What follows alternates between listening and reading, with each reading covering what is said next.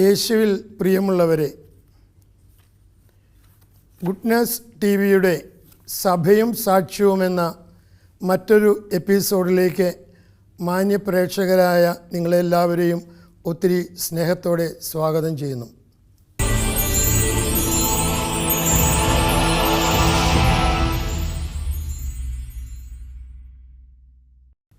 കഴിഞ്ഞ ആഴ്ചയിൽ തിരുസഭയുടെ സഭാ നിയമങ്ങളെക്കുറിച്ച്, കാനൻ നിയമങ്ങളെക്കുറിച്ച് നമ്മൾ സവിസ്തരം പ്രതിപാദിക്കുകയുണ്ടായി. ഈ കാനൻ നിയമത്തിൻ്റെ ഉള്ളടക്കം എന്താണ്, പ്രതിപാദ്യ വിഷയങ്ങളെക്കുറിച്ച് നമ്മൾ ചിന്തിച്ചുകൊണ്ടിരിക്കുമ്പോഴാണ് നമുക്ക് ആ എപ്പിസോഡ് അവസാനിപ്പിക്കുവാൻ സമയമായത്. നമ്മൾ ഇത്തവണ ആ വിഷയം തുടർന്ന് ചർച്ച ചെയ്യാൻ ആഗ്രഹിക്കുകയാണ്. അതിനുവേണ്ടി നമ്മോടുകൂടെയുള്ള സ്നേഹബഹുമാനപ്പെട്ട ഫിലിപ്പച്ചനെ നിങ്ങളുടെ നാമത്തിൽ സ്നേഹപൂർവ്വം സ്വാഗതം ചെയ്യുന്നു. സ്നേഹമുള്ള അച്ഛ, കഴിഞ്ഞ തവണ നമ്മൾ കാനൻ ലോയുടെ ഉള്ളടക്കത്തെക്കുറിച്ച് സംസാരിച്ചു. എന്തിനെക്കുറിച്ചെല്ലാം വിഷയങ്ങളാണ് അവിടെ കൈകാര്യം ചെയ്യുന്നത് സംസാരിച്ചു. ആ വിഷയത്തെക്കുറിച്ച് കുറച്ചുകൂടെ വെളിച്ചം വീശുവാൻ ഞാൻ അങ്ങയോട് അഭ്യർത്ഥിക്കുകയാണ്. നമ്മൾ കഴിഞ്ഞ ആഴ്ച സാറ് പറഞ്ഞതുപോലെ സഭാ നിയമത്തിൻ്റെ ഉള്ളടക്കത്തെക്കുറിച്ച്, അതിലെ പ്രതിപാദ്യ വിഷയങ്ങളെക്കുറിച്ച് സംസാരിക്കുകയായിരുന്നു. സഭാ സമൂഹത്തിൽ വിശ്വാസികളുമായിട്ട് ബന്ധപ്പെട്ട എല്ലാ വിഷയങ്ങളും സമഗ്രമായിട്ട് പ്രതിപാദിക്കുന്നുണ്ട്. അതുമായിട്ട് ബന്ധപ്പെട്ട നിയമങ്ങൾ കാനൻ നിയമത്തിൽ ഉണ്ട്. ഞാൻ പറഞ്ഞു, മാമോദീസ സ്വീകരിക്കുന്നത് മുതൽ ഒരു മനുഷ്യൻ്റെ മരണവും മരണാനന്തര ശേഷവുമുള്ള ചില കർമ്മങ്ങളടക്കം ഈ കാനൻ നിയമത്തിൻ്റെ വിഷയമായിട്ട് ഭവിച്ചിരിക്കുകയാണ്. അതിൽ പൗരോഹിത്യത്തെക്കുറിച്ചുണ്ട്, സന്യാസത്തെക്കുറിച്ചുണ്ട്, മെത്രാന്മാരെക്കുറിച്ച്. ഇപ്പം പുരോഹിതർ, സന്യസ്തർ, മെത്രാന്മാർ, അവരുടെ ജീവിത രീതി, അതുപോലെ തന്നെ അവരുടെ ദൗത്യം, ഈ ദൗത്യത്തിൽ നിർവഹണത്തിൽ ഏതെങ്കിലും തരത്തിലുള്ള പരാജയങ്ങൾ സംഭവിച്ചിട്ടുണ്ടെന്നുണ്ടെങ്കിൽ അതിന് ലഭിക്കുന്ന ശിക്ഷ, ഇങ്ങനെയുള്ളതിനെക്കുറിച്ചൊക്കെ പ്രതിപാദിക്കുന്നുണ്ട്.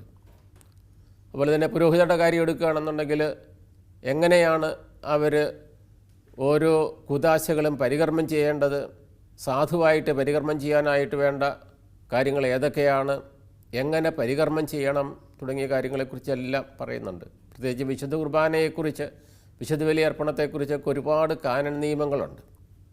പുരോഹിതൻ്റെ വലിയ ധർമ്മത്തിൽപ്പെട്ട, ഏറ്റവും വലിയ ധർമ്മത്തിൽ പെട്ടതാണ് വിശുദ്ധ ബലി അർപ്പണം എന്ന് പറയുന്നത്.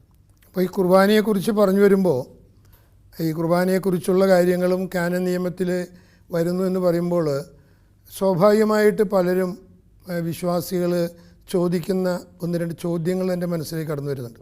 ഒരു പ്രധാനപ്പെട്ട ചോദ്യം, ഇപ്പം ഞായറാഴ്ചകളിലാണെങ്കിൽ ഒരു വൈദികൻ 3 കുർബാന വരെയും ചെല്ലുന്ന സാഹചര്യങ്ങളുണ്ട്. അപ്പോൾ ഈ 3 കുർബാന ചെല്ലുമ്പോൾ അതിൽ നിന്ന് കിട്ടുന്ന, അല്ലെങ്കിൽ ആ കുർബാന പണം എന്നൊക്കെ പറയുന്ന ഇതുണ്ടല്ലോ, അത് എങ്ങനെയാണ് കൈകാര്യം ചെയ്യുന്നത്? അത് വൈദികന് കിട്ടുന്നതാണോ, അല്ലെങ്കിൽ അതെങ്ങനെയാണ്? ഈ 3 കുർബാന ചെല്ലാനായിട്ടുള്ള ഒരു ദിവസം അങ്ങനെയുള്ള സഭ അംഗീകാരം കൊടുക്കുന്നുണ്ടോ എന്നുള്ളത് അതേക്കുറിച്ച് കാനൻ നിയമത്തിൽ, സഭാ നിയമത്തിൽ വ്യക്തമായിട്ട് പരാമർശിക്കുന്നുണ്ട്. ഒരു പുരോഹിതന് ഒരു ദിവസം ഒരു പ്രാവശ്യം മാത്രമേ വിശുദ്ധ ബലി അർപ്പിക്കാനായിട്ട് നിയമപരമായി അനുവാദമുള്ളൂ, നിയമപരമായിട്ട്.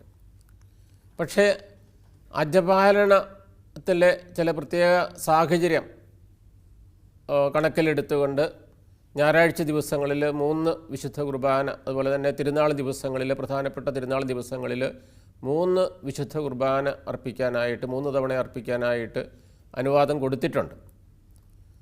കാരണം എന്ന് വെച്ച് കഴിഞ്ഞാൽ വൈദികരുടെ ദൗർലഭ്യം. ഒരു ഇടവക വലിയൊരു ഇടവകയാണ്, ആ ഇടവകയിൽ ഒരു വൈദികനേ ഉള്ളൂ. അപ്പം ഞായറാഴ്ച ദിവസങ്ങളിൽ ചിലപ്പോഴും അദ്ദേഹത്തിന് 3 തവണ വിശുദ്ധ ബലി അർപ്പിക്കേണ്ടതായിട്ട് വരും. അതുപോലെ തന്നെ ഒരുപാട് മിഷൻ സ്റ്റേഷൻസ് ഉണ്ട്. അപ്പോൾ അങ്ങനെ 3 വിശുദ്ധ ബലി, 3 പ്രാവശ്യം വിശുദ്ധ ബലി അർപ്പിക്കേണ്ടതായിട്ടുണ്ട്. അപ്പം വിശുദ്ധ ബലി അർപ്പണത്തിന് വേണ്ടിയിട്ട് വിശ്വാസികൾ വൈദികർക്ക് സ്റ്റൈപ്പൻഡ് എന്ന് പറയും ഇംഗ്ലീഷിൽ, ആ സ്റ്റൈപ്പൻ മാസ് സ്റ്റൈപ്പൻഡ്, വിശുദ്ധ കുർബാനയ്ക്കുള്ള ഒരു സ്റ്റൈപ്പൻഡായിട്ട് ഒരു തുക കൊടുക്കും. അത് എല്ലാ സ്ഥലങ്ങളിലുമുള്ള ഇതാണ്, കത്തോലിക്ക രൂപതകളിലുള്ള ഒരു കാര്യമാണ്. അതിനാണ് നമ്മൾ കുർബാന പണം എന്ന് പറയുന്നത്. വാസ്തവത്തിൽ അതിന് ശരിയായിട്ടുള്ള പേര് കുർബാന ധർമ്മം എന്നുള്ളതാണ്. അതായത് വിശുദ്ധ ബലി അർപ്പിക്കുന്ന വൈദികന് ജീവിക്കുവാൻ വേണ്ടിയിട്ട് വിശ്വാസികൾ കൊടുക്കുന്ന ധർമ്മമാണ് കുർബാന പണം എന്ന് പറയുന്നത്. അപ്പോൾ അങ്ങനെ ഒരു വിശുദ്ധ കുർബാനയെ അർപ്പിക്കാനായിട്ട് അവകാശമുള്ളൂ. ചിലപ്പോഴും 3 വിശുദ്ധ കുർബാന അർപ്പിക്കാനായിട്ട് അർപ്പിക്കേണ്ടതായിട്ട് വരും. പക്ഷേ എങ്കിലും ഒരു വിശുദ്ധ കുർബാനയുടെ ധർമ്മം മാത്രമേ എടുക്കാനായിട്ട് പാടുള്ളൂ നിയമമനുസരിച്ച്. അത് കർശനമാണ്. ഇനി ബാക്കി ഈ 2 വിശുദ്ധ കുർബാനയുടെ ഈ ധർമ്മം, ആ പണം എവിടെ പോകുന്നു എന്ന് ചോദിക്കുകയാണെന്നുണ്ടെങ്കിൽ ആ പണം രൂപതയിലേക്ക് ഏൽപ്പിക്കണം എന്നുള്ളതാണ്. അല്ലാതെ ആ വൈദികൻ എടുക്കുന്നില്ല. രൂപതയാണ് ആ പണം ഏതെങ്കിലും നല്ല കാര്യങ്ങൾക്ക് വേണ്ടിയിട്ട്, ഒരുപക്ഷെ പ്രായമായിട്ടുള്ള വൈദികരുടെ അല്ലെങ്കിൽ രോഗികളായിട്ടുള്ള വൈദികരുടെ ചികിത്സയ്ക്ക് വേണ്ടിയിട്ടായിരിക്കാം, അല്ലെങ്കിൽ വൈദിക പരിശീലനത്തിന് വേണ്ടിയിട്ടായിരിക്കാം, അല്ലെങ്കിൽ സഭയുടെ ഏതെങ്കിലും ചാരിറ്റി പ്രവർത്തനങ്ങൾക്ക്, പരസ്നേഹ പ്രവർത്തനങ്ങൾക്ക് വേണ്ടിയിട്ട്, ഒരു ഓർഫനേജിന് വേണ്ടിയിട്ടോ അങ്ങനെ മാറ്റിവെക്കാമെന്നുള്ള അങ്ങനെ ഉള്ള ഒരു നിയോഗത്തിലേക്കൊക്കെ മാറ്റിവെക്കുന്ന രൂപതയുടെ മെത്രാനാണ്. അപ്പോൾ ആ പണം എടുക്കാനായിട്ട് പാടില്ല എന്നുള്ളതാണ്. മറ്റൊരു ചോദ്യം ഇതുമായി ബന്ധപ്പെടുന്നത്, ലത്തീൻ റീത്തിൽ പല ദേവാലയങ്ങളിലും കാണുന്ന ഒരു പ്രത്യേകതയാണ്, ഒരു കുർബാനയാണ് അർപ്പിക്കുന്നതെങ്കിലും ഒരുപാട് ഇൻറ്റൻഷൻസ്, നിയോഗങ്ങൾ അവിടെ പറയുന്നുണ്ട്. പക്ഷേ ആ ഓരോ നിയോഗങ്ങൾ അർപ്പിക്കുന്ന വ്യക്തികളിൽ നിന്നും ഓരോ കുർബാനയ്ക്കുള്ള പണം വാങ്ങിക്കുന്നുണ്ട്. അപ്പോൾ ഒരുപക്ഷെ ഒരു 10 നിയോഗങ്ങളുണ്ടെങ്കിൽ 10 കുർബാനയ്ക്കുള്ള ഈ പണം അവിടെ സ്വരൂപിക്കുന്നുണ്ട്. അപ്പോൾ അത് എങ്ങനെയാണ് പൊരുത്തപ്പെട്ടു പോകുന്നത്? അങ്ങനെയുള്ള അത് ഒന്ന് വ്യക്തമാക്കാമോ? അത് സാറ് പറഞ്ഞത് ശരിയാണ്. ഈ ലത്തീൻ രൂപതകളിൽ, ലത്തീൻ റീത്തിൽ അങ്ങനെയാണ്. അതായത് പല നിയോഗങ്ങൾ, നമ്മൾ ഒരു വിശുദ്ധ ബലി അർപ്പിക്കുന്നു, പക്ഷെ പല നിയോഗങ്ങൾ വിശുദ്ധ ബലിയിൽ പറയുന്നു. ഓരോ നിയോഗത്തിനും ചിലപ്പോൾ അതിൻ്റെ കുർബാന ധർമ്മം ലഭിക്കുന്നുണ്ടാകും എന്നുള്ളതാണ്. അപ്പോഴങ്ങനെ ലഭിക്കുമ്പോഴും നമുക്കറിയാമല്ലോ, ഒരു വിശുദ്ധ കുർബാനയ്ക്ക് നമ്മൾ കൊടുക്കുന്ന പണമല്ല അത്. വിശുദ്ധ ബലിയർപ്പണം, വിശുദ്ധ കുർബാന അമൂല്യമാണ്. അതിന് നമുക്ക് വിലമതിക്കാനായിട്ട് പറ്റില്ല. അതിൽ എത്ര നിയോഗങ്ങൾ വേണമെങ്കിലും നമുക്ക് വയ്ക്കാം എന്നുള്ളതാണ് ഒരു വിശുദ്ധ ബലി. ഏതെങ്കിലും ഒക്കെ നിയോഗത്തിന് വേണ്ടി, ഒരാളുടെ രോഗസൗഖ്യത്തിന് വേണ്ടിയിട്ടായിരിക്കാം, അല്ലെങ്കിൽ ദൈവവിളി കൂടുതലായിട്ട് ലഭിക്കാൻ വേണ്ടിയിട്ടായിരിക്കാം, അങ്ങനെ ഒരു പ്രത്യേക നിയോഗങ്ങൾ നമുക്ക് പലത് വയ്ക്കാം. പക്ഷേ ഇങ്ങനെ പല നിയോഗങ്ങൾ വെച്ചെങ്കിലും ആ നിയോഗങ്ങൾക്ക് വേണ്ടിയിട്ടൊക്കെ നമ്മൾ വിശുദ്ധ ബലി അർപ്പിക്കുന്നു, പ്രത്യേകമായിട്ട് പ്രാർത്ഥിക്കുന്നു. പക്ഷേ ഇങ്ങനെ ബലി അർപ്പിക്കുമ്പോഴും നിയോഗം അർപ്പിക്കുമ്പോഴും നമുക്കിപ്പം 10 സാറ് പറഞ്ഞതുപോലെ 10 നിയോഗം, അതുപോലെ തന്നെ 10 നിയോഗത്തിന് വേണ്ടിയിട്ടുള്ള 10 പേര് നമുക്ക് ഈ ധർമ്മം തരികയാണ്. പക്ഷേ അത് 9 എണ്ണത്തിൻ്റെ കുർബാന അത് നമ്മൾ രൂപതയിൽ ഏൽപ്പിക്കുമ്പം ആ 9 എണ്ണം രൂപത അധികാരികൾ 9 എണ്ണത്തിൻ്റേത് അത് ചൊല്ലേണ്ടതായിട്ടുണ്ട്. രൂപ അധികാരികൾ ആരെയെങ്കിലും ഏൽപ്പിക്കും. അപ്പം നിയോഗം വയ്ക്കും, പക്ഷേ അതിൻ്റെ കുർബാന, ഓരോ കുർബാന പിന്നീട് അത് അർപ്പിക്കുന്നതായിരിക്കും. ഇപ്പം കുർബാനയുടെയൊക്കെ കാര്യത്തിൽ വളരെ കണിശമായിട്ടുള്ള നിബന്ധനകളുണ്ട്. ആ നിബന്ധനകൾ പാലിക്കണം എന്നുള്ളതാണ്. ചെറിയൊരു ഉദാഹരണം പറയുകയാണെങ്കിൽ, ഒരു വൈദികൻ്റെ കൈവശം ഒരിക്കലും 100 വിശുദ്ധ കുർബാനയിൽ കൂടുതൽ ഉണ്ടാകാൻ പാടില്ല എന്നുള്ള ഒരു നിയമമുണ്ട്. കാനൻ നിയമത്തിൽ എനിക്ക് തോന്നുന്നത് 365 വരെ, ഒരു വർഷത്തിൽ 325 വരെ ആകാം എന്നുള്ളതാണ്. പക്ഷേ എനിക്ക് തോന്നുന്നു കേരളത്തിൽ പല രൂപതകളിലും 100 കുർബാനയിൽ കൂടുതൽ കൈവച്ചുകൊണ്ടിരിക്കാനായിട്ട് പാടില്ല എന്നുള്ളതാണ്. 100-ൽ കൂടുതൽ വന്നു കഴിഞ്ഞാൽ അത് രൂപത കാര്യാലയത്തിലേക്ക് അത് ഏൽപ്പിക്കേണ്ടതാണ്, അതിൻ്റെ തുക ഏൽപ്പിക്കേണ്ടതാണ്. അതുപോലെ തന്നെ ഇപ്പം 100 വിശുദ്ധ കുർബാന നമുക്ക് ലഭിച്ചിട്ടുണ്ടെങ്കിൽ, ഇൻറ്റൻഷൻ ലഭിച്ചിട്ടുണ്ടെങ്കിൽ, നിയോഗം ലഭിച്ചിട്ടുണ്ടെന്നുണ്ടെങ്കിൽ അതിന് കിട്ടുന്ന ഈ കുർബാന ധർമ്മം, കുർബാന പണം, ഇപ്പോൾ ഉദാഹരണമായിട്ട് എൻ്റെ കയ്യിൽ 100 കുർബാന ധർമ്മവും ഉണ്ടെന്ന് വിചാരിക്കും, 100 കുർബാനയുടെ പണമുണ്ട്. പക്ഷേ എനിക്ക് ആ 100 കുർബാന ചൊല്ലിയതിന് ശേഷം മാത്രമേ ആ പണം ഉപയോഗിക്കാനായിട്ട് പാടുള്ളൂ. അതാണ്, അതായത് ചൊല്ലിയ കുർബാനയുടെ പണം എടുക്കാനായിട്ട് പറ്റുള്ളൂ. അഡ്വാൻസ് ചെയ്യാൻ പറ്റില്ല. അഡ്വാൻസ് ചെയ്യാൻ പറ്റിയല്ല. ഓ, അതുപോലെ തന്നെ ഇത് ആളുകളുടെ ഒരു അറിവിന് വേണ്ടിയിട്ട് പറയുകയാണ്. ചിലരെങ്കിലും ചോദിക്കുന്ന ഒരു കാര്യമാണ് ഈ പറയുന്ന കാര്യത്തെക്കുറിച്ച്.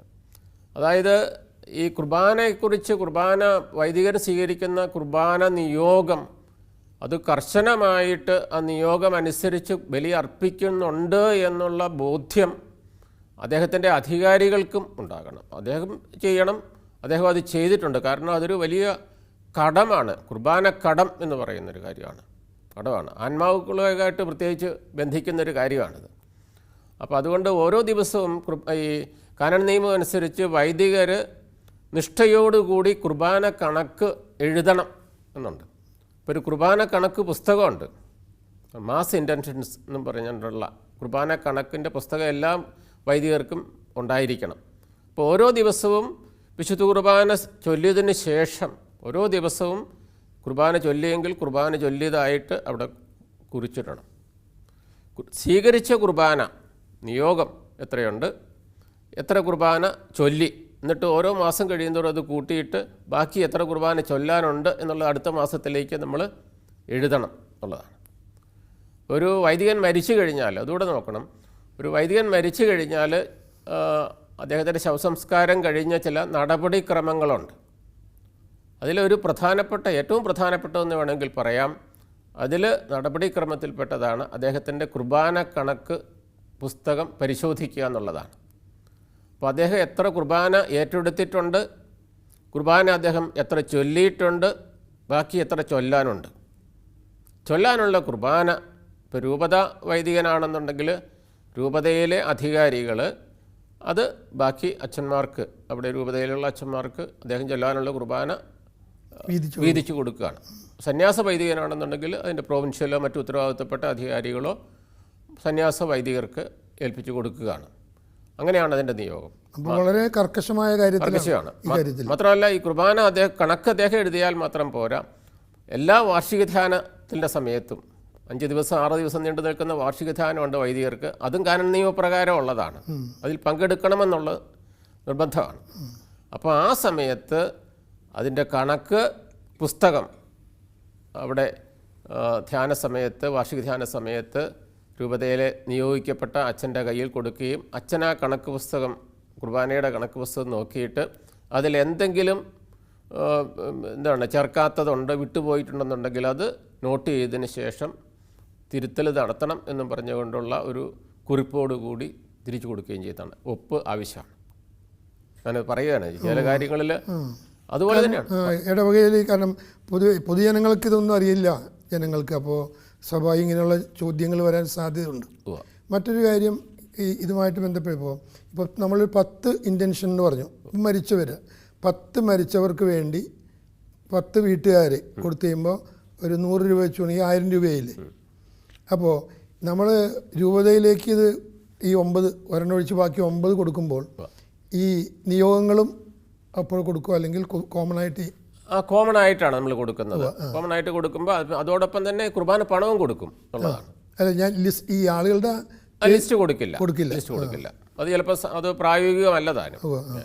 ഞാൻ പറഞ്ഞു വരിക, അപ്പോൾ ഇങ്ങനെ സഭയുടെ എല്ലാ തലങ്ങളെയും ബാധിക്കുന്ന ആയിട്ടുള്ള നിയമങ്ങളാണ് ഉള്ളത് എന്ന് പറയുന്നത്. സാക്രമെൻസിൻ്റെ അത് സ്വീകരിക്കുന്ന, പ്രത്യേകിച്ച് വിവാഹ ജീവിതവുമായിട്ട് ബന്ധപ്പെട്ട, വിവാഹം എന്ന കുദാശയായിട്ട് ബന്ധപ്പെട്ട ഒരുപാട് സഭാ നിയമങ്ങളുണ്ടെന്നുള്ളതാണ്. അപ്പം അതുപോലെ തന്നെ മറ്റൊരു കാര്യം കൂടെ നമുക്ക് ഇതുമായിട്ട് ബന്ധപ്പെടുത്തി പറയേണ്ടതാണ്. അപ്പോൾ ഇവിടെ നിയമങ്ങൾ മാത്രമല്ല, നിയമങ്ങൾ നടപ്പിലാക്കേണ്ടത് എങ്ങനെയെന്നും നടപ്പിലാക്കുന്നുണ്ടോ എന്നും ഉള്ള ഒരു കാര്യം, അതിനെക്കുറിച്ചുള്ള നിയമങ്ങളുണ്ട്. നിയമങ്ങൾ എങ്ങനെ നടപ്പിലാക്കണം. അപ്പോൾ നമുക്കറിയാമല്ലോ, നിയമങ്ങളുണ്ടെങ്കിൽ നിയമലംഘനം ഉണ്ടാകും, ചിലപ്പോൾ നിയമലംഘനം ഉണ്ടാകും.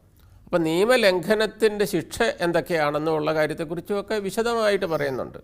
ഇന്ന കാര്യത്തിൽ ഇന്ന നിയമം ലംഘിച്ചിട്ടുണ്ട്, അതിനുള്ള ശിക്ഷ എങ്ങനെയാണ്, അപ്പോൾ ശിക്ഷ വിധിക്കുന്നത് ആരാണ്, അപ്പോൾ അതിൻ്റെ കോടതി കാണും, ജഡ്ജ് കാണും, അതിനു മുമ്പുള്ള പ്രോസസ്സ് കാണും, നടപടിക്രമങ്ങൾ കാണും. രൂപത കോടതികൾ അല്ലെങ്കിൽ ഇങ്ങനെയുള്ള, മുമ്പ് നമ്മൾ കഴിഞ്ഞ എപ്പിസോഡിൽ പറഞ്ഞൊരു കാര്യമുണ്ട്, റോമൻ റോത്ത്, അങ്ങനെ 3 ട്രിബ്യൂണൽസ് ഉണ്ടെന്നുള്ള കാര്യം, ഹോളി സീക്ക് ഉണ്ടെന്നുള്ള കാര്യം, ഹോളി സീയുടെ ഭരണക്രമത്തെക്കുറിച്ച് പറഞ്ഞു കഴിഞ്ഞപ്പോൾ നമ്മൾ പറഞ്ഞു.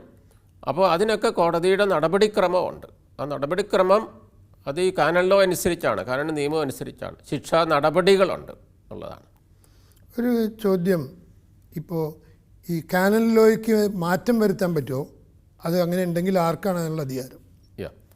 അപ്പം ഞാൻ പറഞ്ഞ ഇങ്ങനെ നിയമം ഉണ്ടാക്കാനായിട്ടുള്ള അധികാരം കർത്താവ് ശിഷ്യന്മാർക്ക് അപ്പസ്തോലന്മാർക്ക് നൽകി എന്ന് നമ്മൾ വിശുദ്ധ മത്തായിയുടെ സുവിശേഷത്തിൽ 16-ാം അധ്യായത്തിലും 18-ാം അധ്യായത്തിലും നിന്നുള്ള 2 വാക്യങ്ങളെടുത്ത് പറയുകയുണ്ടായല്ലോ. കെട്ടാനും അഴിക്കാനുമുള്ള അധികാരം അപ്പസ്തോലന്മാർക്ക് സഭയ്ക്ക് നൽകി എന്നുള്ളതാണ്. അപ്പോൾ ഈ നിയമങ്ങൾ ഉണ്ടാക്കുന്നത് എന്താണ്? മെത്രാൻ സംഘം, മാർപ്പാപ്പ തലവനായിട്ടുള്ള മെത്രാൻ സംഘമാണ് വസ്തുത്തിൽ അങ്ങനെയുള്ളൊരു നിയമം ഉണ്ടാക്കുന്നുള്ളൊരു കാര്യത്തെക്കുറിച്ചാണ്. അപ്പോൾ അതിന് കാനോണിക്കലായിട്ടുള്ള അധികാരമുള്ള ചുമതലപ്പെടുത്തിയിട്ടുള്ള ആൾക്കാരൊക്കെ ഉണ്ട്. പക്ഷേ ഇവരുടെ അനുവാദത്തോടു കൂടിയാണ്.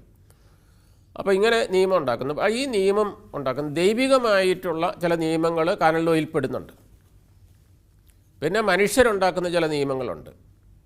എന്ന് പറഞ്ഞാൽ സഭയിലെ അധികാരികളുണ്ടാക്കുന്ന ചില നിയമങ്ങളുണ്ട്.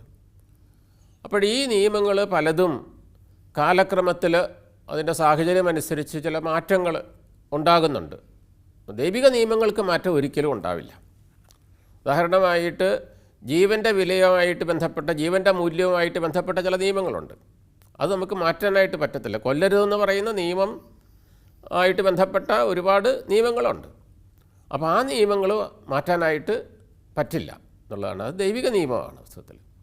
അതേസമയം മനുഷ്യരുണ്ടാക്കിയിരിക്കുന്ന ചില നിയമങ്ങളുണ്ട്. ഉദാഹരണമായിട്ട് 1917 ഈ ആദ്യമായിട്ട് ക്രോഡീകരിച്ച കാനൻ നിയമം 1917 നമ്മൾ കണ്ടു കഴിഞ്ഞു. അപ്പോൾ 1917 ആ നിയമം അനുസരിച്ച് ദേവാലയ കർമ്മങ്ങളിൽ, തിരുക്കർമ്മങ്ങളിൽ പങ്കെടുക്കുമ്പോൾ സ്ത്രീകൾ ശിരോവസ്ത്രം ധരിച്ചിരിക്കണം എന്നുള്ളതാണ്. ശിരസ് മൂടിയിരിക്കണം എന്നുള്ളൊരു ഇതുണ്ട്. ഒരു നിയമമാണ്, കാനൻ നിയമമാണ്. പക്ഷേ അത് 1983 കഴിഞ്ഞപ്പോൾ ഉള്ളത് അതിൻ്റെ റിവിഷൻ വന്നു കഴിഞ്ഞപ്പോൾ നമ്മൾ പറഞ്ഞു 1917 1983 1917 കാനൻ നിയമ സംഹിത അത് വീണ്ടും പരിഷ്കരിച്ചു 1983. 1983 നിയമത്തിൽ അത് പരാമർശിക്കുന്നില്ല. അപ്പോൾ അതിൻ്റെ അർത്ഥം ഈ പറയുന്ന പോലെ ചില നിയമങ്ങൾ ഇതുപോലെ തന്നെ ചില നിയമങ്ങളുമൊക്കെ മാറ്റപ്പെട്ടിട്ടുണ്ട്. ഈ സ്ത്രീകൾക്ക് ശിരോവസ്ത്രം ധരിക്കുക എന്നുള്ളത് പൗലോസ് അപ്പോസ്തലനും തൻ്റെ ലേഖനത്തിൽ എടുത്തു പറയുന്നൊരു കാര്യമാണല്ലോ. അപ്പോൾ നമ്മൾ വചനമനുസരിച്ചത് പ്രായോഗികമാക്കേണ്ടതല്ലേ?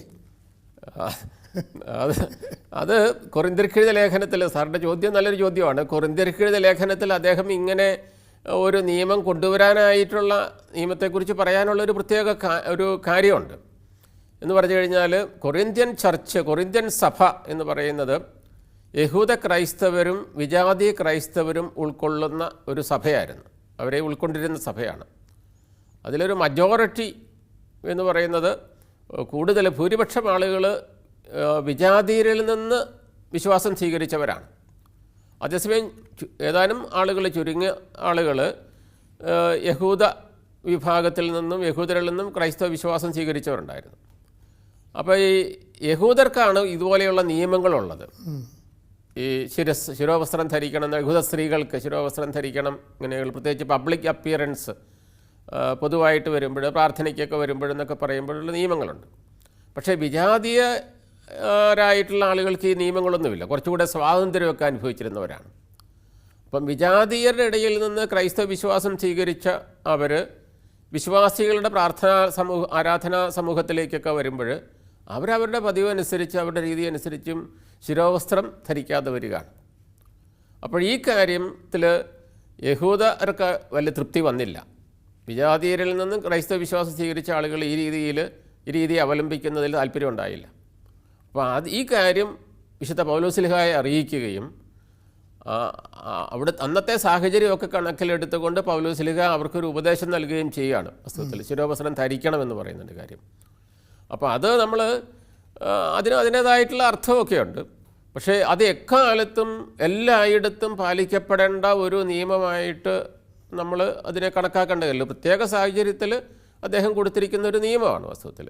പിന്നെ അത് നല്ലതല്ലേ എന്ന് ചോദിക്കുമ്പോൾ, ഇങ്ങനെ ശിരോവസ്ത്രം ത്തെക്കുറിച്ച് അത് ധരിക്കണം വിശുദ്ധ ബലിയിൽ അല്ലെങ്കിൽ മറ്റ് തിരുക്കർമ്മങ്ങളിൽ ദേവാലയത്തിൽ പങ്കെടുക്കുമ്പോൾ എന്നുള്ള നിയമം 983 നിയമത്തിൽ കാണുന്നില്ലെങ്കിൽ പോലും അത് കാര്യമായിട്ട് സ്ത്രീ സ്വാതന്ത്ര്യത്തെക്കുറിച്ചൊക്കെ പറയുന്ന സ്ത്രീകൾ പോലും ഈ പറയുന്ന തിരുക്കർമ്മങ്ങളിൽ പങ്കെടുക്കുമ്പോൾ ശിരസ് മൂടുന്നത് ആയിട്ട് നമ്മൾ കാണുന്നുണ്ട്.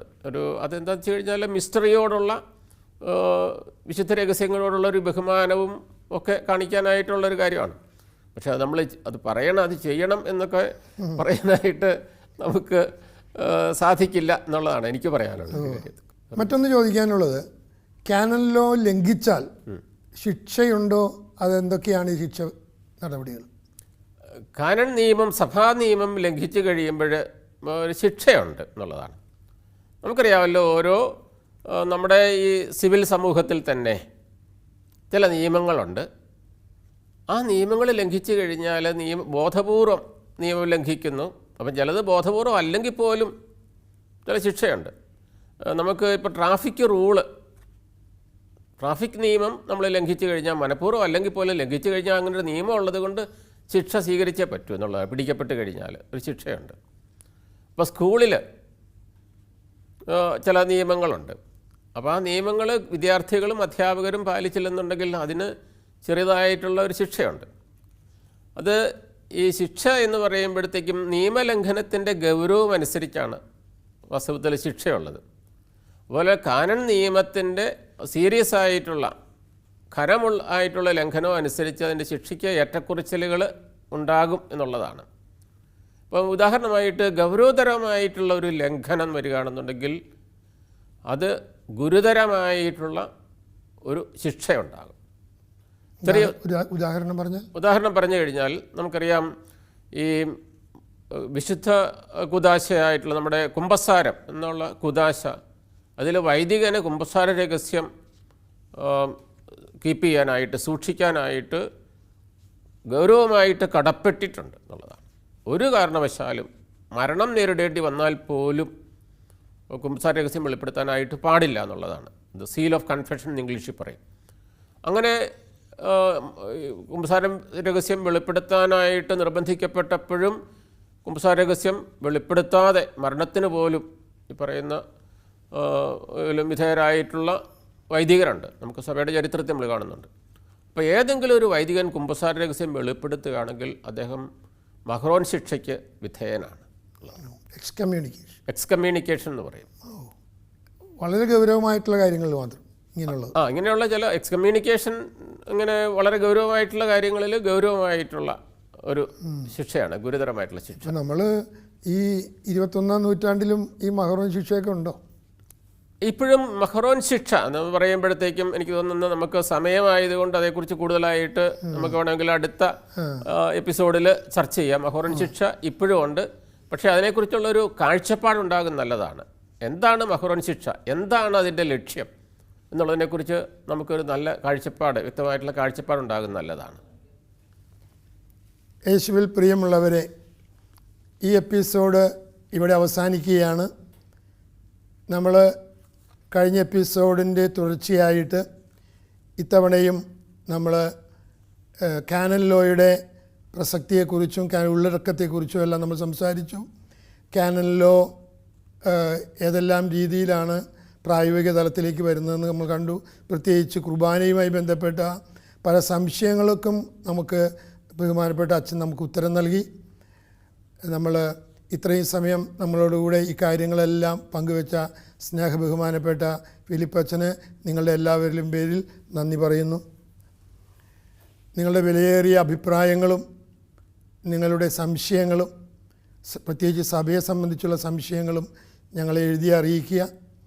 നിങ്ങൾ കത്തെഴുതുമ്പോൾ നിങ്ങളുടെ കോണ്ടാക്റ്റ് നമ്പർ കൂടെ അവിടെ കൊടുക്കണമെന്ന് പ്രത്യേകം ഓർമ്മിപ്പിക്കുകയാണ്. കത്തുകൾ അയക്കേണ്ട മേൽവിലാസം: ദ പ്രൊഡ്യൂസർ, സഭയും സാക്ഷ്യവും, goodness TV, divine vision complex, Muringoor PO, Chalakudy 680309. മറ്റൊരു എപ്പിസോഡിൽ നമ്മൾ വീണ്ടും കണ്ടുമുട്ടുന്നതുവരെ നന്ദി, നമസ്കാരം.